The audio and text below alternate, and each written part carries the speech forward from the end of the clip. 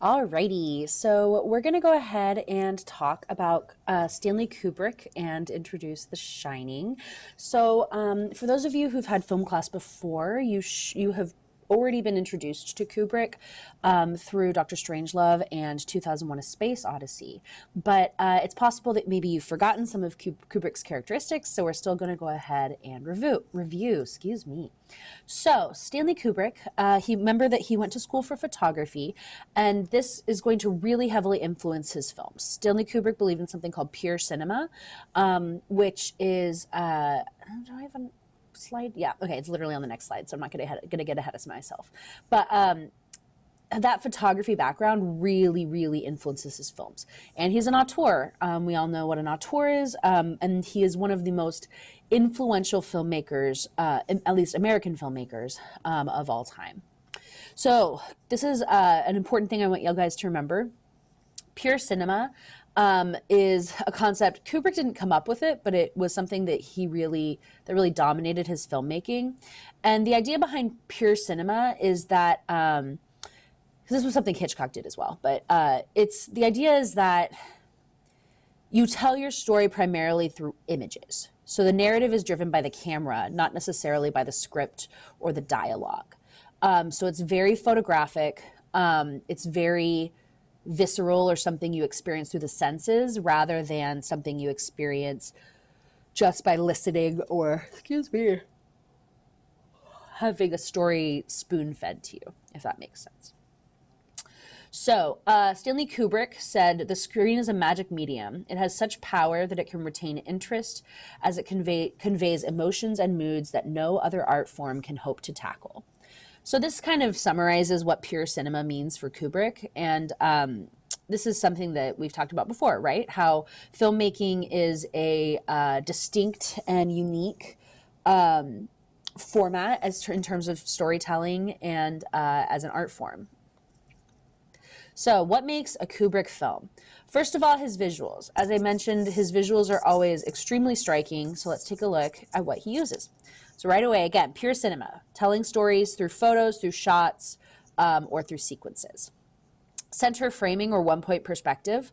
So center framing, just like it sounds, is when you frame a subject right in the middle of the shot. One-point perspective is when you use leading lines. So you can see here, all of the lines of the walls are leading you to look at one point. And that point is the door. Normally I would ask you what it was if I was in person, but there you go. He uses a lot of bold and highly stylized cinematography. So it's not subtle or naturalistic, really.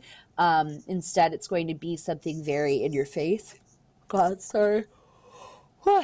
Extremely meticulous set design and production design is a characteristic of Kubrick as well as really clean set design, as you can see here. Kubrick uses a lot of practical effects. You might remember that we talked about 2001: A Space Odyssey and how the floating pencil, for example, was done with it being attached to a pane of glass. How he made a humongous hamster wheel for the scene of the ship, for the scene where Dave is running around the ship in a circle. So he uses a lot of really great practical effects. And you guys should know what this is called. I'm not referring to Jack Nicholson, but what Jack Nicholson is doing. So go ahead and shout it out. Hopefully you said the Kubrick stare. Yeah, so the Kubrick stare is, and here's Kubrick doing a Kubrick stare. This is a technique that Kubrick has a lot of his actors do that makes the audience connect with the character that's doing it, but it's also extremely uncomfortable. It's an uncomfortable connection. So it's a form of close-up where the actor tilts their chin down, take the glasses off, tilts their chin down and stares up kind of through their brow at the camera. And there are different ways of doing the Kubrick stare, but this is something that's been used over and over and over now to convey intensity. It always conveys intensity. That's the thing to remember. But there are different kinds of Kubrick stares. Sometimes it can show that a character is losing their mind. Often it's made to make a character look menacing or scary or like they're a threat. It can also show that a character is having a feeling of detachment or dissociating, or just that they're feeling very intense emotions. Okay, so that's his visual things. Let's talk about his themes. So first of all, very dark humor. If you remember the end of Doctor Strangelove, this cowboy rides a nuclear missile into Russia and ends the world. Realism over sentimentality. So he's not going to sugarcoat things for you, which may at times be disturbing or uncomfortable. Sorry. Kubrick features a lot of characters who are dealing with some sort of inner struggle or big transformational moment in their lives. And he's very interested in sort of cycles in life, cycles of violence, or just how nature, how life always seems to kind of come back many times on itself or have this sort of repetitive nature. He also has a very dark view of society and especially war. Kubrick is highly critical of war. I think like a third of his films, literally like 4 out of 12, are about war and how war is bad. So Kubrick actually only has 12 feature films, but he is one of the most influential American directors of all time. He influenced some of the biggest directors to come, especially Wes Anderson. You can see a lot of his influence in Wes Anderson's films. But he also influenced visual artists, musicians. He's influenced people all across pop culture and is widely referenced in pop culture and actually has exhibits in art and design. So this is a shot from Wes Anderson that shows Kubrick's central framing as well as his clean production design. There's a Kubrick stare in The Dark Knight, Kubrick stare in Silence of the Lambs. Here's practical effects in Inception, where they built a hallway that moved in order to create this effect of Joseph Gordon-Levitt running without gravity. Dark view of war in Jarhead. And this is a look at an example about The Shining in a museum in Spain. So Orson Welles, who directed Citizen Kane, said, among those whom I would call the younger generation, Kubrick appears to me to be a giant. So Orson Welles really respected Stanley Kubrick. Now, before I go on, I want to take a moment to say that Stanley Kubrick, while he is a genius and a brilliant director, was not a great person. He was hard to work with, and during The Shining, during production on The Shining, he was he was literally abusive towards the lead actress, and we'll talk about that in a second.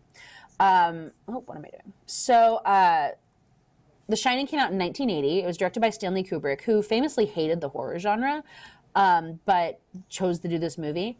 It stars Jack Nicholson and Shelley Duvall, and both actors had bad experiences working with Kubrick.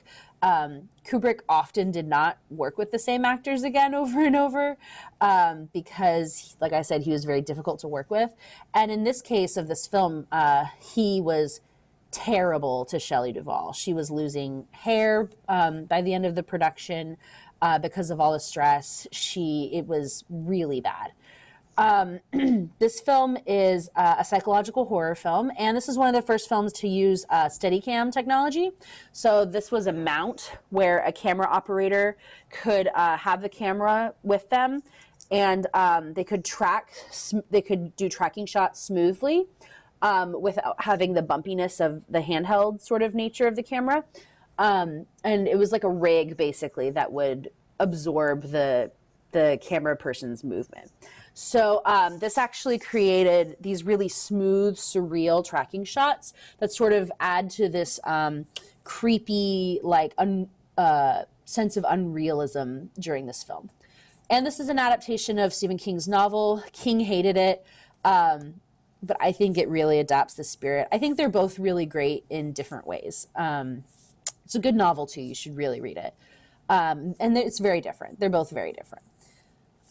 Regarding The Shining, Kubrick said, there's something inherently wrong with the human personality. There's an evil side to it.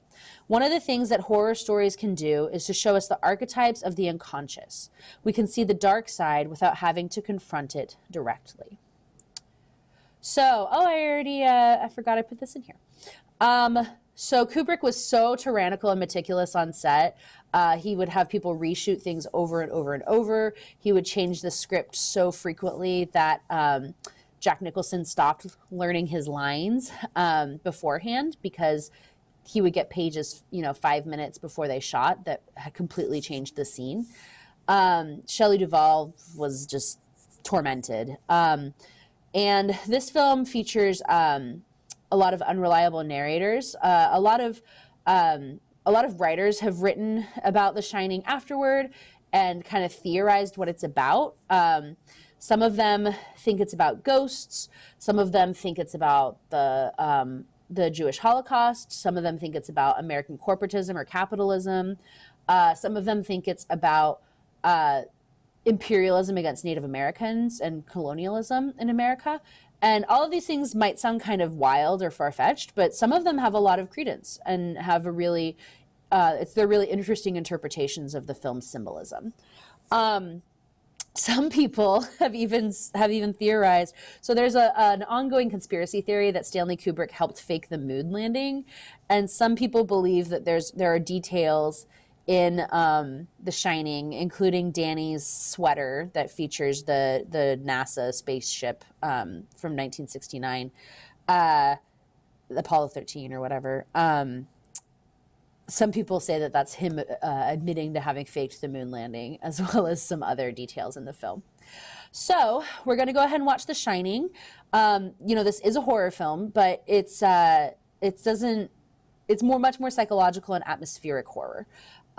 So go ahead and dive in. I hope you enjoy it. And I'm really excited to see what you guys think of this film. All right,